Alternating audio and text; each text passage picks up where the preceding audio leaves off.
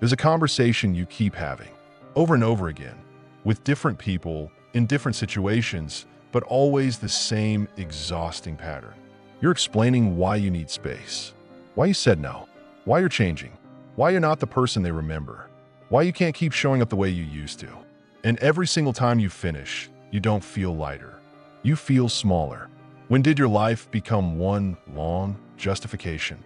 When did your existence start requiring a defense? Here's the truth most people won't tell you. What changes everything isn't what you add to your life. It's what you finally have the courage to let go of. There's a version of you that exists beneath all the noise, beneath the explanations, the justifications, the endless conversations that lead nowhere. That version doesn't argue, doesn't defend, doesn't cling to what's already gone. That version simply lets go. The Stoics understood something we're only now beginning to grasp, something that contradicts everything modern life teaches us. They understood that freedom doesn't come from gaining more achievements, more recognition, more control, more stuff. Freedom comes from releasing what weighs you down. Marcus Aurelius wrote, "You have power over your mind, not outside events. Realize this, and you will find strength." But here's what he didn't say outright. What you have to discover for yourself. The hardest part isn't controlling your mind. It's recognizing what's been controlling it all along. The patterns you've normalized, the relationships you've tolerated, the stories you've memorized about who you are, the busyness you've weaponized against your own peace, the fear that's been masquerading as practicality. These aren't just habits. They're invisible chains, and most people die wearing them, never realizing they had the key the entire time. So today, we're going to talk about the 5 things you need to quietly eliminate from your life. Not with drama, not with announcements, not with grand gestures or bridge-burning spectacles. Just a calm, deliberate choice to become someone new, someone freer, someone lighter, someone who finally understands that peace isn't something you find. It's something you create by letting go. Let's begin. Sorry for the interruption. If this resonated with you, please subscribe and comment your once subscribed. Give me motivation. Let's start. Chapter 1.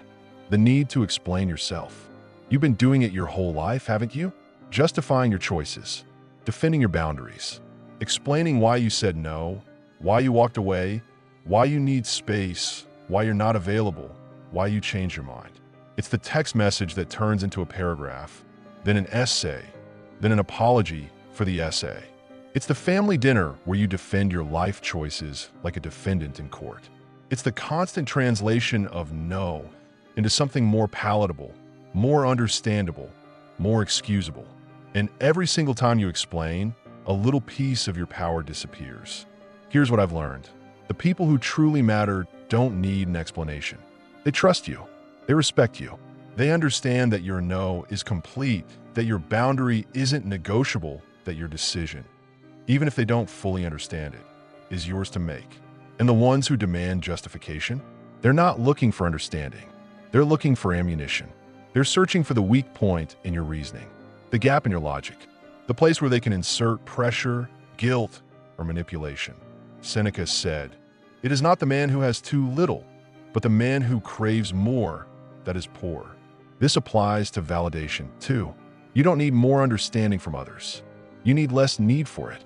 Think about how much energy you've spent translating yourself, making yourself digestible, packaging your truth in ways that won't upset people, softening your boundaries so they don't offend, justifying your evolution so others feel comfortable with it. That energy, it's yours, and you've been giving it away for free to people who wouldn't honor it anyway. So here's the practice. Stop explaining. Start existing. The next time someone asks why, try this. It's just what works for me right now. Then stop. Don't fill the silence. Don't apologize for the simplicity. Don't elaborate just because they're staring at you waiting for more. Let your peace speak louder than your words ever could. Because the truth is, people who respect you don't need a dissertation on your choices. And people who don't respect you won't be convinced by one anyway. Your life is not a thesis that requires defense. It's an experience that deserves to be lived. Chapter 2. Relationships that require you to shrink. You know the ones. The friendships where you can't be too happy, or they'll feel threatened. Where your excitement gets met with subtle skepticism. Where your wins require immediate humbling so they don't feel like you're showing off. The family members who only feel comfortable when you're struggling. Who offer endless support during your breakdowns, but go silent during your breakthroughs. Who preferred you wounded because it gave them purpose. The partners who loved your potential but resent your progress. Who were attracted to the person you could become but are terrified of the person you're becoming, because it means they have to grow too. These relationships don't break you loudly. They don't shatter you in one dramatic moment. They erode you quietly, one small compromise at a time, one dimmed light after another, one version of yourself you file away because it's too much for them to handle. Marcus Aurelius warned us, the object of life is not to be on the side of the majority, but to escape finding oneself in the ranks of the insane. Sometimes the insanity is collective. Sometimes it's the people closest to you who can't handle your evolution. Not because you've changed into someone worse, but because your growth exposes their stagnation. Your healing reminds them of their wounds. Your boundaries highlight their lack of them. Your peace disturbs their chaos. And instead of rising to meet you, they ask you to descend back to them. But here's what you need to understand. You don't owe anyone a smaller version of yourself. Not out of loyalty, not out of guilt, not out of history, not even out of love. Real love expands. It celebrates. It makes room. It says, I'm proud of you. I'm inspired by you. Your growth doesn't threaten me. It elevates me. Anything else is just fear wearing a familiar face. I know this is hard. These are often people you've known your entire life. People who were there when no one else was. People you love deeply. But love isn't enough if it requires you to stay small. Connection isn't real if it demands you dim your light. Loyalty isn't virtuous if it's killing you slowly. You can love people from a distance. You can honor what they once meant while accepting what they've become. You can release them without hatred, without drama, without explanation. Sometimes the most loving thing you can do for yourself and for them is stop pretending that dying slowly together is the same as living. Chapter 3. The stories you keep telling about who you are. I'm just not a morning person. I've always been anxious. I'm terrible with money. I don't do conflict. That's just how I am. Listen to yourself for a week. Really listen. How many times do you narrate your own limitations? How many times do you introduce yourself as your past? How many times do you use your history as permission to stop trying? Epictetus taught, it's not what happens to you, but how you react to it that matters. But here's the deeper truth. The one most people miss is not just how you react. It's how you remember it, how you retell it, how you let one chapter define the entire book. You're not the person you were 5 years ago. You're not even the person you were last month. Every cell in your body has been replaced. Your thoughts have evolved. Your pain has taught you. Your experiences have reshaped you. So why are you still introducing yourself with outdated software? Think about it. How many times have you said, I can't, when what you really meant was I haven't yet, or I'm scared to try, or last time I tried, it hurt? How many times have you wrapped your fear in identity and called it just being honest about who I am? The story you keep telling becomes the prison you keep living in. I used to tell myself I was bad at relationships, that I always chose the wrong people, that I was too independent to really connect. And you know what happened? Every relationship confirmed it, because I was casting myself in the same role, reading from the same script, expecting the same ending, until I realized, I'm not the story I've been telling. I'm the author who can write a new one. This isn't about toxic positivity. This isn't about pretending your struggles don't exist. This is about recognizing that your past informs you. It doesn't define you. Change the narrative, not by lying, by evolving, by recognizing that growth isn't betraying who you were, it's honoring who you're becoming. Start today. Catch yourself mid-sentence when you're about to say, I'm just not good at, and pause. Ask yourself, is this true? Or is this the story I've been repeating so long I've mistaken it for truth? Because you're not fixed. You're not finished. You're not limited to the person you've been. You're the person you're choosing to become. Right now, in this moment, with every word you speak about yourself. Chapter 4. The addiction to being busy. You were your exhaustion, like a badge of honor. Your calendar is a war zone, color-coded chaos with no white space, no breathing room, no margin for anything that wasn't planned 6 weeks ago. Your to-do list never ends. It just rolls over to tomorrow, then next week, then next month. And somewhere deep down, beneath all the productivity rhetoric and hustle culture mantras, you've convinced yourself that if you stop moving, you'll have to face what you've been running from. The Stoics didn't glorify busyness. They glorified presence, purpose, clarity.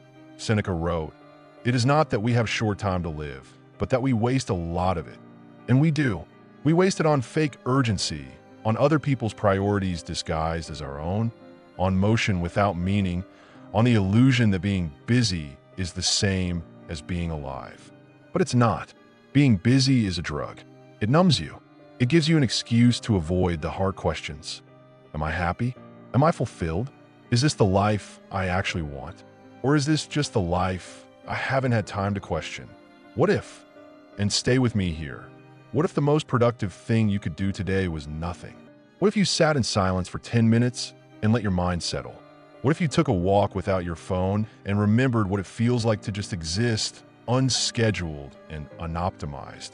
What if rest wasn't something you earned, but something you needed simply because you're human? You're not a machine. You're a human being.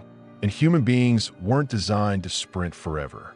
We were designed for rhythms, work and rest, effort and recovery, doing and being. But modern life has convinced you that rest is laziness, that stillness is wasted time, that if you're not constantly producing, you're not valuable. That's a lie, and it's killing you. The truth? Your worth isn't measured by your output. Your value isn't determined by your productivity. You are not the sum of your accomplishments or the length of your to-do list. You are a living, breathing, feeling being who deserves peace not as a reward for exhaustion, but as a fundamental right. Eliminate the glorification of exhaustion. Replace it with the quiet power of intention. Do less, but let it matter more. Move slower, but let it be deliberate. Rest deeply, and stop apologizing for it. Because the life you're building in frantic motion is not the life your soul is asking for. Chapter 5. The fear of starting over. This is the big one, the one that keeps you stuck. Stuck in jobs you hate, but have invested years in. Stuck in cities that drain you, but where you've built a life. Stuck in relationships that died years ago, but that you can't leave because you've already given so much. You've invested so much time, energy, money, hope, love. The thought of walking away feels like admitting failure, like wasting everything you've already given, like throwing it all away. But Seneca saw through this illusion. He wrote, "Begin at once to live, and count each separate day as a separate life." Starting over isn't starting from zero. It's starting from experience, from wisdom, from every lesson learned, every mistake survived, every moment you chose yourself when it was hardest. You're not the same person who started down this path. You're wiser now, stronger, more honest about what you actually want. Not what you're supposed to want, not what you thought you wanted 5 years ago, but what your soul is asking for right now. And maybe that's the point. Maybe you had to walk this road to discover it wasn't yours. Maybe the detour was the lesson. Maybe the wasted years were preparation for something you couldn't have been ready for back then. There's no expiration date on becoming who you're meant to be. Not at 30, not at 45, not at 60, not at 80. Every single day is a chance to choose differently, to release what no longer serves you, to honor the quiet voice that's been whispering for years. There's more. I know you're scared. Scared of judgment, scared of regret, scared of the unknown, scared that maybe you're wrong, and this thing you're clinging to is actually the right thing, and you're about to throw away your only chance. But here's what I know. The things you're most afraid to let go of, those are usually the things holding you back the most. And the version of yourself you're most afraid to disappoint, that's usually the version that was never really you anyway. Starting over isn't failure. It's courage. It's saying, I deserve a life that doesn't require me to become someone I'm not. I deserve relationships that don't require me to shrink. I deserve work that doesn't drain my soul. I deserve a story that's mine, not the one I inherited or stumbled into or settled for. You deserve that too. The Stoics didn't teach perfection. They taught practice. Daily, unglamorous, unwitnessed practice. The kind that happens in quiet moments when no one's watching. The kind that doesn't get applause or recognition. The kind that doesn't make for good social media posts. Marcus Aurelius was literally the emperor of Rome, the most powerful man in the world, and every night he wrote in his journal, not for publication, not for legacy, but to remind himself of these principles, not because he had it figured out, but because he knew he'd forget, because that's what being human is. It's forgetting and remembering, losing your way and finding it again, letting go and having to let go again, and again, and again. Peace isn't something you find once and keep forever. It's something you build, one elimination at a time, one boundary at a time, one quiet choice at a time. You don't need permission, but if you're looking for it, if some part of you is still waiting for someone to tell you it's okay, here it is. You are allowed to let go. You're allowed to change. You are allowed to want something different. You are allowed to disappoint people who expected you to stay the same. You are allowed to choose peace over performance, rest over productivity, truth over comfort. The life you're meant to live is waiting on the other side of what you're willing to release. So what are you holding on to? What conversation keeps replaying? What relationship keeps taking? What story keeps limiting you? What busyness keeps distracting you? What fear keeps stopping you? You know the answer. You've known for a while. So this is your reminder, your permission slip, your wake-up call, your gentle push. You can begin right now, today, this moment, not with a grand announcement, not with drama or spectacle, just a quiet, courageous decision to let go. If this resonated with you, subscribe, not just to this channel, but as a commitment to the person you're becoming. Until next time, be kind to yourself. You're doing better than you think.